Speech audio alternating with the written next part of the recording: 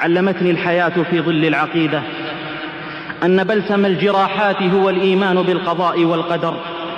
وعجبا لأمر المؤمن إن أمره كله له خير، إن أصابته سراء شكر فكان خيرا له، وإن أصابته ضراء صبر فكان خيرا له. قد علم أن ما أصابه لم يكن ليخطئه، وعلم أن ما أخطأه لم يكن ليصيبه. علم أن الأمة لو اجتمعت على أن ينفعوه بشيء لم ينفعوه إلا بشيء قد كتبه الله له، ولو اجتمعت على أن يضروه بشيء لم يضروه إلا بشيء قد كتبه الله عز وجل عليه. فرضي الله عنه، وسعد في حياته وأخراه، واطمأن قلبه وسكنت روحه، فهو في نعيم وأي نعيم.